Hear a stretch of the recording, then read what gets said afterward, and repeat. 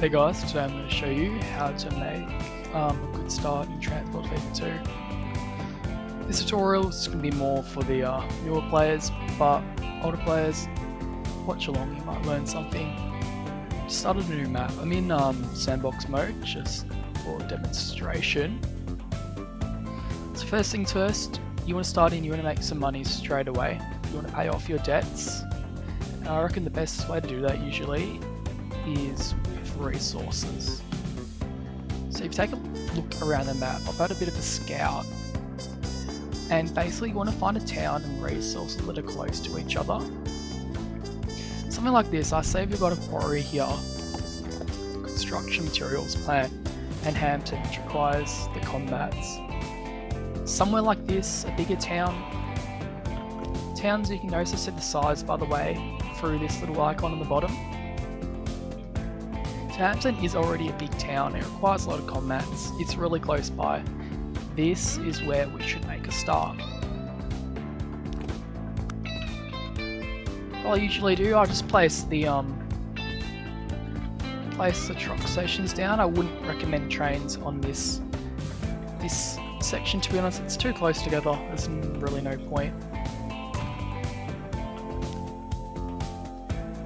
And if you just notice something here, the rule, you want to follow that so you can see how much you need from the quarry. So this is a 1-to-1 rule. So that means that what's produced here, we can maximize it here. We don't need a second quarry to fill. So if you have a look at somewhere like this log saw plant, you need 2 sets of logs to make 1 set of planks. It's not the same here, which is why it's a good choice. We can keep our trucks filled the entire way pretty much. So honestly, the easiest line we could do here, it's just like that. The only part where we're going to have an unfilled truck is through here, but it's a short connection anyway. Placing a road depot, I'm just going to place it close in the town. Keep it simple. Maybe 3 trucks to start with. You'd probably need more. If you're starting early in the world, you're going to need some horses and carts. And just make sure when you name stuff, you name clearly. I like to go like an abbreviation like HAM for Hampton, and I'd go combats. Your system, make it clear to you. It doesn't matter how you do it, as long as it's understandable for you. You really don't want to get confused. Other thing here, having a look at my rate, I got a 143, and I reckon if I was to build a connection here, that would actually improve the rate without having to add any more trucks. Yes, there is a cost to building more roads, but if you have a look, it cost $1 million in the year 2000 for a new truck. While here I'm only spending maybe 200,000 on new roads. It's got to wait a sec for it to load in, but you'll see that the rate actually increases quite a lot. Another easy thing, if you're like trucks, these trucks have a 100k speed limit. Now these roads here, they're only 60, the small country road. We can actually increase the speed limit here by upgrading the road. I could go to 100, but honestly, I've got some aesthetics reasons why I want to keep it on the medium. If you do that, notice how our rate has increased quite a bit already. Due to the rule, we're getting this town's actually going to go really quickly.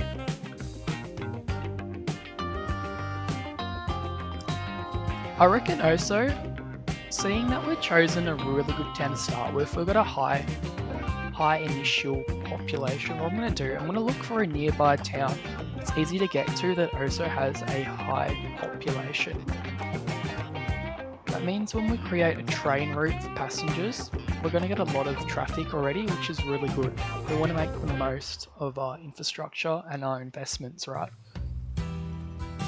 So honestly, I think we were quite lucky here that we have Kerry and Hampton close to each other. They both got a big initial size. So I honestly think we could start a train route between the two. I think I'm just going to go for something a little bit simple here to start with. I do think I'm going to have the train station in the middle of town. Now, the downside of this is you will get more emission, but it means I don't need to create a bus stop straight away, a bus system to help connect passengers. Seeing as this is the start, we only really need one line. Now, if you want to save money, what you should do, you should try to have a look ahead and see where the flat terrain is. I could cut through here, but it's quite costly, especially if you're on a budget. Let's check your curves. So I'm just going to go for something a bit bigger there, like 150 kilometers. That's pretty fast, to be honest. I'm happy with that. Okay, I think I'm gonna have my station here.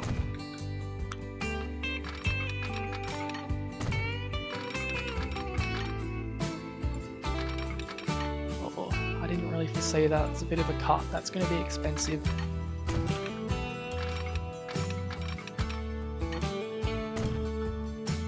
Try to build in shorter sections if you can.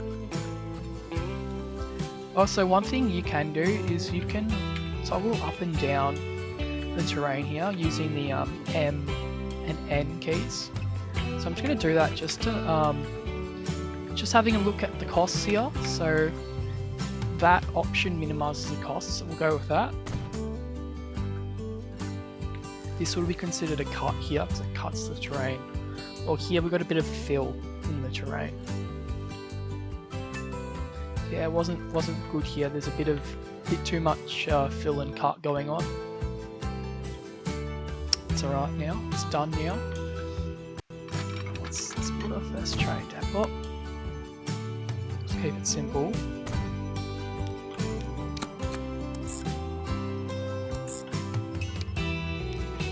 Let's call this train. We're gonna keep an easy system here. Ham to car. Too easy. Train, honestly, I'm in a sandbox mode, so I might go for a bit of a bigger train.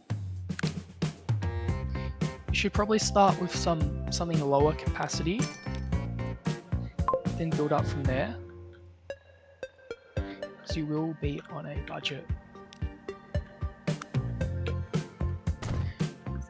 Speaking of signals, now this is a one track line with only one train on it, so you don't actually have to invest anything in signals to start with. But if I was to duplicate it, which I will now for the example, honestly, duplicate it, just try to keep the speed up where you can.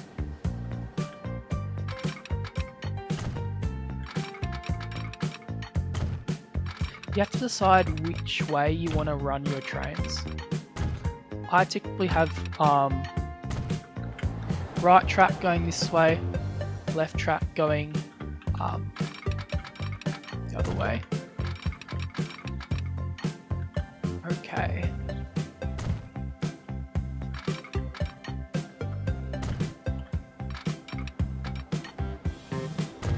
The minimum signals would need here to operate this two-track section. Bare minimum should be one at the end of each two-track section, so the start of a one-track section. You should have a signal before it. What you should not do is have any signals in the one-track section. If I had this, I could have a train having clearance to approach here, another one to approach here. Then there'd be a conflict. We don't want any conflicts. We've got to have it run smoothly. Just for completion's sake, I'm going to add a few more signals here.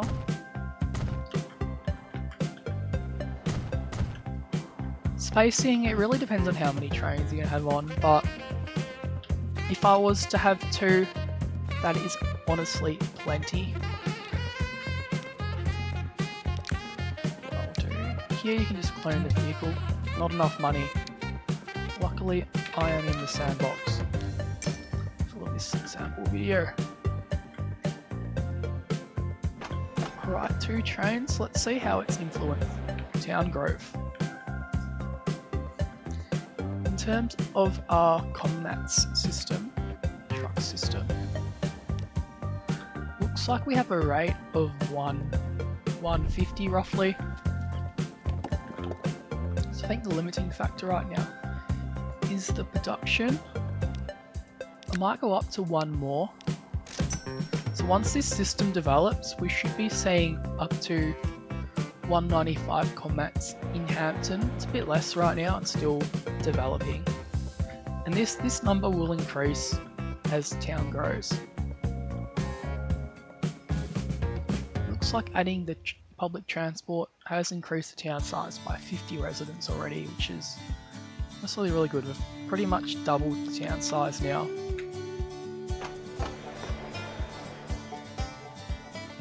Do have some emission from the train line, but it's adding 20%, so that's a net positive, to be honest.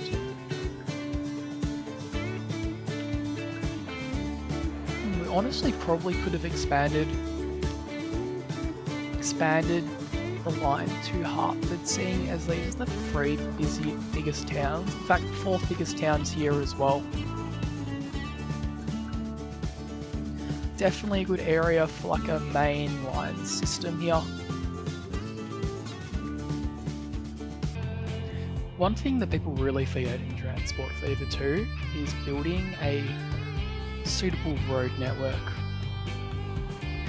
One thing that will affect your truck speed, the car speed systems is all these wiggly lines. Where you can, you should try to aim to eliminate this. Especially if you do have bus lines. Keeping it smooth will increase the rate.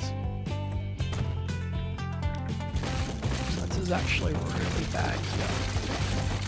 Let's try to smooth it out.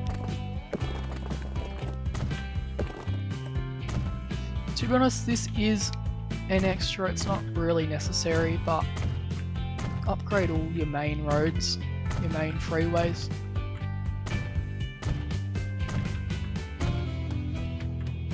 We actually have one main freeway that connects basically all the towns here. That's actually quite lucky. You wouldn't get this on most maps.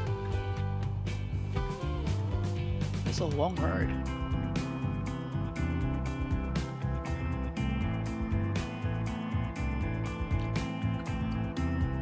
To be honest, one thing you can also do if you want quick money is just build a simple bus system. I'm just going to build a small example here. I think we'll have our main terminal here, and we'll kind of have a loop system to help supply the town.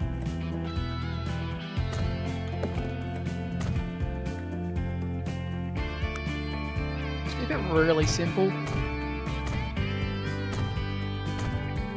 A few stations is all you really need.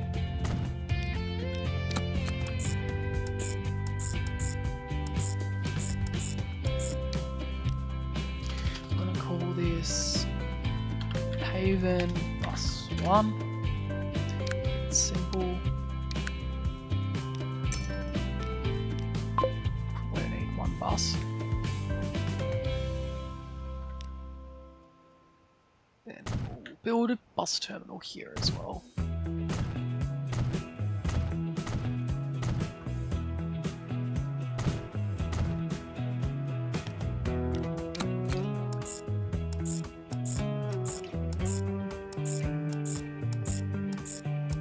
figure 8 system like that should work perfectly.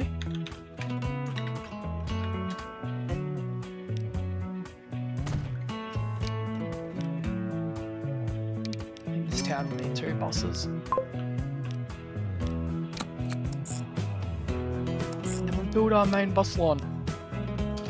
We'll call this the bus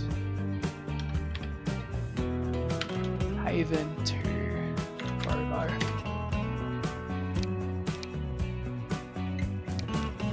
Buy 2 buses from this direction. We'll just buy 2 here, but then it helps spread them out. That's the one.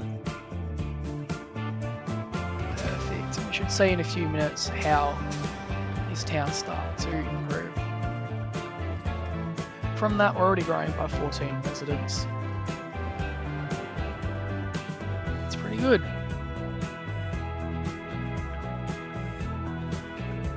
Honestly, I may as well expand this to Scottsdale as well. This is definitely the biggest town by far. This will definitely be a traffic problem here later. Nevertheless, let's do it.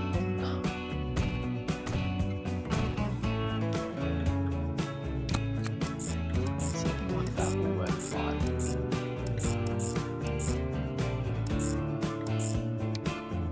Just keep it simple, to be honest.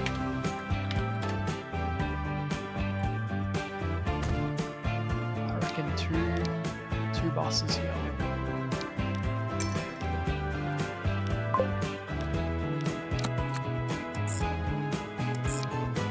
And then we'll build the interconnecting bus.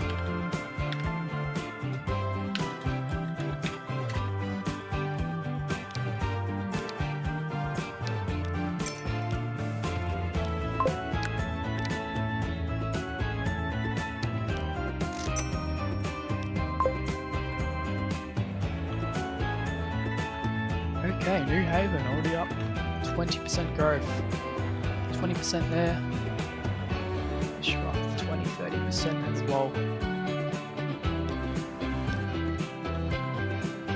One thing I do notice is that usually these inner feeder lines don't actually make much money at all. You need to profit off the road lines, and I probably added too many vehicles too early, but if you wanted to make more money, just start with less vehicles. Your frequency won't be as good, but that's okay. Especially if you're trying to earn like big buck.